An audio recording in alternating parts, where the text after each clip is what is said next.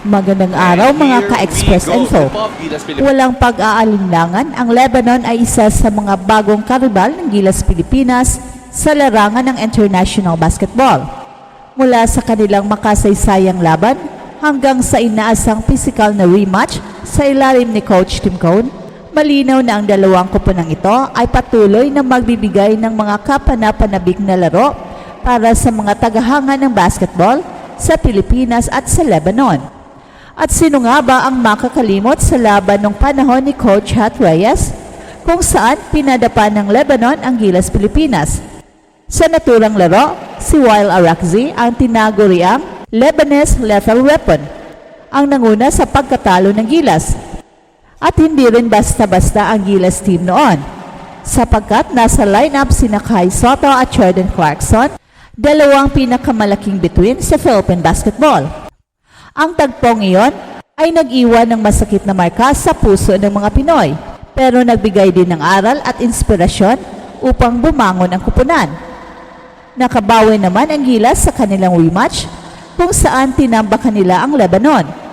Gayunpaman, mahalagang banggitin na sa muling paghaharap na iyon, wala si Wael Arakzi, ang pangunahing manlalaro ng Lebanon. Sa kabilang banda naman, wala si Jordan Clarkson sa panig ng Gilas. Pero nagawa pa rin nilang ipakita ang kanilang lakas at kakayahan bilang isang koponan. Ngayong panahon ni Coach Tim Cone, isa sa mga pinakamahusay at pinaka-respetadong coach sa kasaysayan ng Philippine basketball, masasabing handa ang Gilas sa bagong hamon. Ang rematch laban sa Lebanon ay inaasahang magiging napaka-pisikal at puno ng tensyon. Ito ang unang pagkakataon na magtatagpo ang dalawang koponan sa ilalim ng pamumuno ni Coach Tim Cone.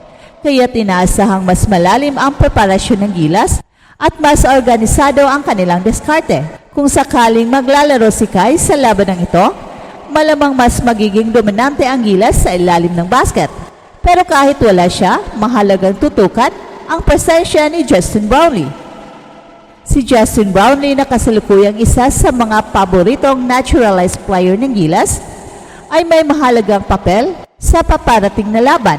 Bukod sa kanyang kakayahan bilang isang scorer, rebounder at leader sa court, meron siyang espesyal na kaalaman tungkol sa Lebanon. Naging import siya roon at nagwagi ng kampyonato, kung saan naging kakampi niya si Wael Arakzi. Ang karanasang ito ay nagbibigay sa kanya ng natatanging bentahe dahil kabisado niya ang estilo ng laro ng mga Lebanese, pati ang mga kahinaan at kalakasan ng kanilang mga pangunahing players. Ang paghaharap ni Justin Brownlee at Wael Arakzi ay inaasang magiging isa sa mga highlight ng laro. Bagamat magkaibigan sa labas ng court, inaasahan na magiging matindi ang kanilang kompetisyon sa labanang ito. Ang kasalukuyang Gilas Rooster ay puno ng talento at potensyal. Bagamat wala sina Kai Soto at Jordan Clarkson, malakas pa rin ang lineup sa pangunguna ni Junmar Fajardo, Dwight Ramos at AJ Edo.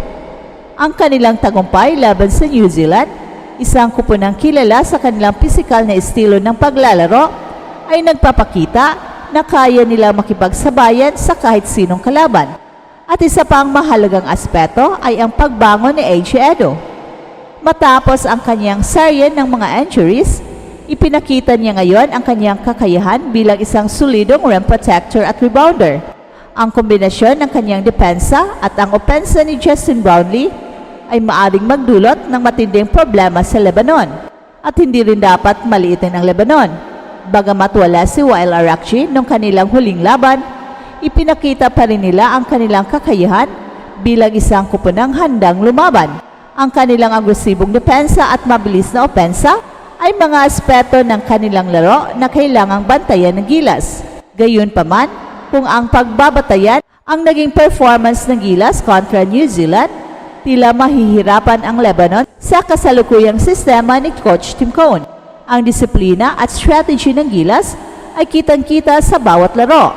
At ito ang kanilang maging pangunahing sandata laban sa pisikal na laro ng Lebanon. At isa sa mga hamon na maaring harapin ng Gilas ay ang pisikal na laro ng Lebanon.